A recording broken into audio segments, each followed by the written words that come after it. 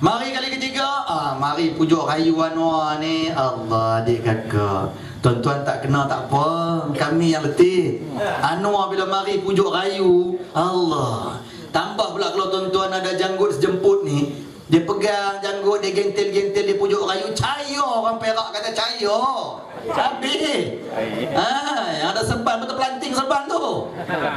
Anwar buat pujuk rayu nombor 1. Jadi masa tu kita tak tergama, nak hampakan harapan saudara. Tak apalah, walaupun berat hati, tak apalah. Tu walau bertanding di penanti 2008. Bertanding dengan izin Allah, menang besar. Lepas menang, mereka umumkan terlebih dulu ketua menterinya Lim Guan Eng.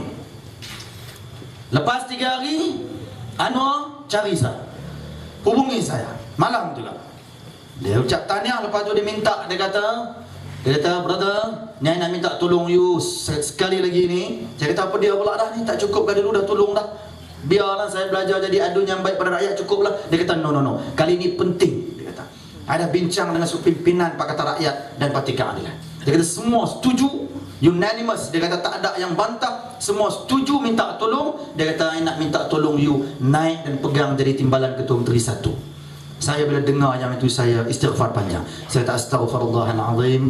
Saya kata, Sri, saya bukan mau perkara ini semua. Dia kata, berilah pada yang lain yang mana dah lama mengidam menteri. Beri. Saya kata, saya tak mau. Saya tolak 4 kali tuan-tuan. Tapi Anwar tetap.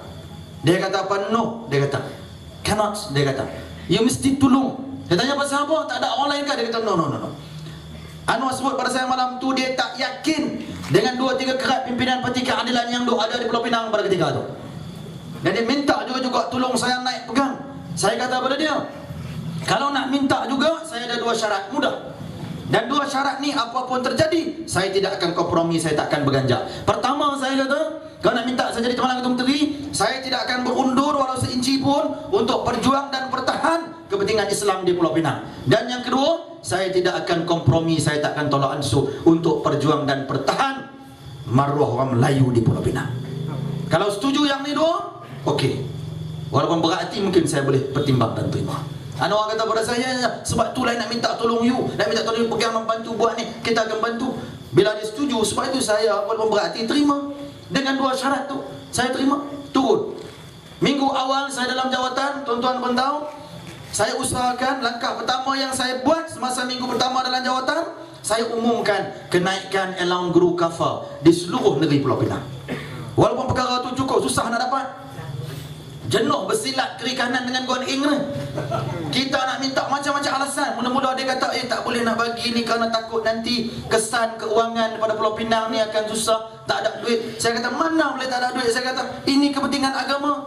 Saya kata pada Guan Eng, kalau you benar-benar ikhlas, sincere, nak berjuang untuk kepentingan rakyat, kesamaan dan keadilan untuk semua, saya kata, ini hak umat Islam Pulau Pinang, terutama guru-guru kafar yang memerlukan bantuan segera. Sebab saya round semua, jumpa guru-guru. Saya bukan hanya tengok-tengok dan baca kertas, saya turun sendiri. Semua sekolah agama rakyat, pondok-pondok yang ada, saya ziarah, jumpa setiap seorang. Dan saya buat perhimpunan dengan guru-guru. Saya dengar luahan guru-guru ni, mereka minta tolong dan saya laksana. Minta lebih, Guan Eng bagi setakat kenaikan RM50 saja. Saya malah pening. Nak buat apa dengan setakat RM50 kenaikan? Tapi nak buat macam mana daripada langsung tak dapat, tak apalah, kita beralah sikit, terimalah walaupun kita pun tak apa selesa, terima supaya guru-guru ni dapatlah juga sedikit bantuan dan kenaikan. Selepas itu saya round pula sekolah agama rakyat yang ada di Pulau Pinang. Bila saya round semua, saya buat kajian. Masuk bulan kedua, ketiga, saya naikkan paper kertas penting dalam exco. Saya beri pada Guan Eng, saya kata penting di Pulau Pinang, kita kena berikan semula grant tetap tahunan pada semua sekolah-sekolah agama rakyat yang ada di Pulau Pinang.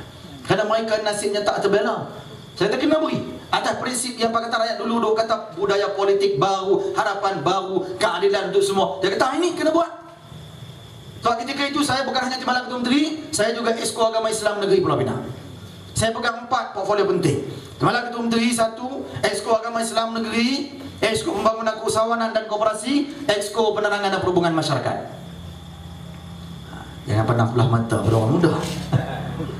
Ketika itu pun kita boleh faham dan akur. Bila mana mereka kata, oh kita nak bawa sama prinsip 我们都是一家人 Okey, kita pun faham juga. Benda tu bolehlah kecek Mandarin juga. Saya jawab balik. Prinsip kita sebagai seorang Islam, dia jadi pemimpin. Dalam bahasa Mandarin dia kata, "Waman weren min fu." Faham dia kakak? Tak faham boleh tanya kawan-kawan Timur. Sebab itu bukan mudah nak jadi malam Ketua Menteri di Pulau Pinang. Cuma ini pokok DAP dia tak tahu, dia ingat kita tak faham apa dia cakap. Kita faham, tapi saya tak tunjuk ke dia apa. Sebab itu saya tahu apa yang dia duk cakap di belakang kita. Dia ingat bila dia bercakap Cina kita tak tahu, kita dengar, kita tahu rupanya di belakang kita dia duk rancang macam perkara untuk tekan kita. Tak benar kita membela kepentingan Islam dan orang Melayu. Depan kita cakap baik, di belakang kita duk maki hamun kita. Sebab itu saya tak boleh maaf ini.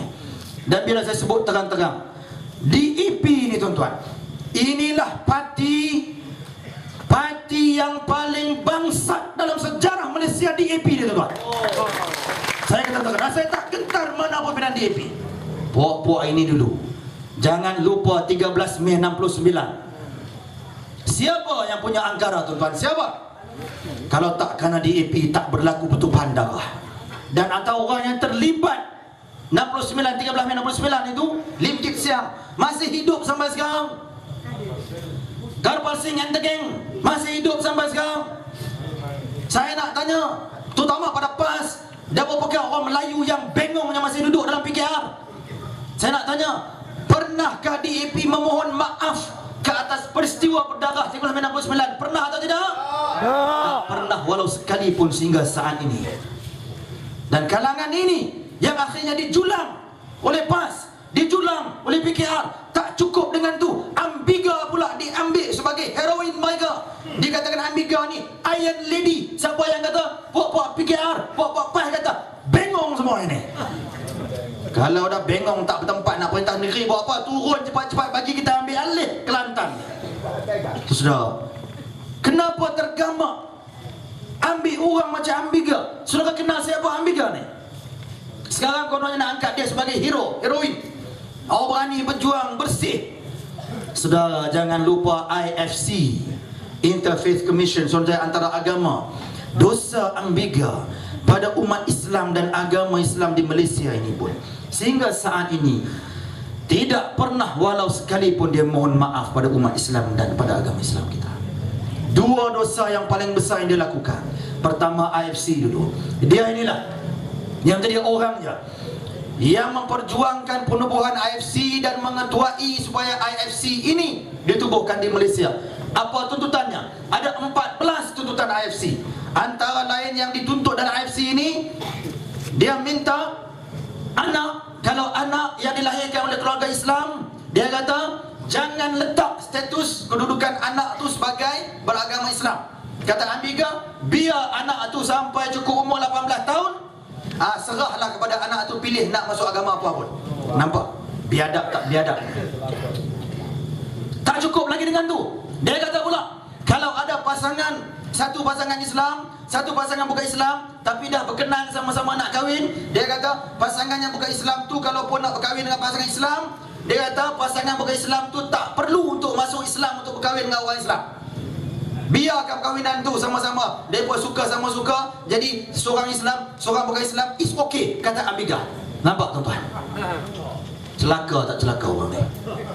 Tak cukup dengan tu, dia minta lagi supaya kalau ada orang bukan Islam yang dah masuk Islam, tiba-tiba orang tu nak murtad, nak keluar Islam, Ambiga kata biarkan dia, itu hak kemanusiaan dia, hak kemanusiaan kepala otak dia.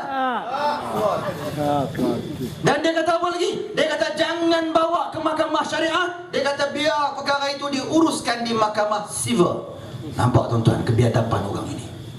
Tak cukup lagi dengan tu, dia tuntut juga supaya dalam borang-borang kerajaan Malaysia jangan letak agama Islam sebagai pilihan pertama. Dia kata letakkan agama Islam tu sama tarafnya dengan agama-agama lain.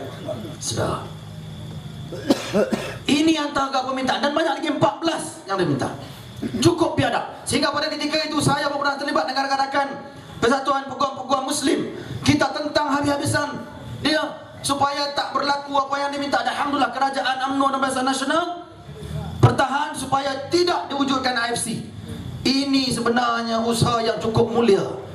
Itu pun duk kata lagi UMNO dan BN ni Taurut kafir. Siapa sebenarnya Taurut dan kafir siapa? Tak cukup dengan tu lagi. Ambika ini juga merupakan peguam bela yang membela dan akhirnya memenangkan isu murtad Lina Joy. Siapa yang lupa bab ni saya nak tanya, mana pimpinan PAS? Mari nak tengok batang hidung. Pejuang Islam. Islam apa? Dulu bapak tu juga kami semangat tentang Ambika. Sekarang kenapa perlahan? Ambika inilah peguam bela yang memenangkan Lina Joy untuk murtad. Dan kerana isu murtad itu tercemar perundangan Islam di Malaysia. Maruah Mahkamah Syariah tercemar pertama kali berlaku dalam sejarah Malaysia setelah puluh-puluh tahun selepas merdeka. Tidak pernah lagi ada keberanian sedemikian mencabar martabat dan kedudukan Mahkamah Syariah. Dalam peristiwa itu habis luka berdarah yang pastinya tidak akan sembuh. Ini dosa besar Ambika yang sampai saat ini dia tidak pernah sekalipun memohon maaf. Tiba-tiba ada puak PAS kata apa? Tak apa, kenapa nak ulang-ulang balik cerita lama itu dulu bukan sekarang? Itu dulu tengkorak hang. Kalau benda tu dulu dia ni dah mohon maaf tak apa juga, tapi dia tak pernah sekali pun minta maaf. Bagaimana mungkin kita boleh melupakan? Inilah masalah orang kita ni. Betul kadang-kadang kata Tun Dr. Mahathir, Melayu mudah lupa. Ini masalahnya orang kita ni. Dulu bukan main PAS, lawan betul dengan DAP. Dan kalau tuan-tuan ingat masa Barisan Alternatif, DAP pernah keluar meninggalkan Barisan Alternatif. Kerana apa? Kerana pada ketika itu bila PAS tegas atas pendirian negara Islamnya, akhirnya DAP tak boleh nak bertahan kerana DAP tak setuju dengan pendirian PAS. Dia mengambil keputusan meninggalkan Barisan Alternatif. Takkan benda semudah itu PAS lupa. Tapi kenapa sekarang sokong habis-habisan? Sebab kalau perjuangan negara Islam pun sanggup dikorbankan, prinsip perjuangan yang berpuluh-puluh tahun pun sanggup dikorbankan. Kenapa? Sebab pimpinan PAS ini terutama dah cukup asyik maksud dengan janji saudagar mimpi.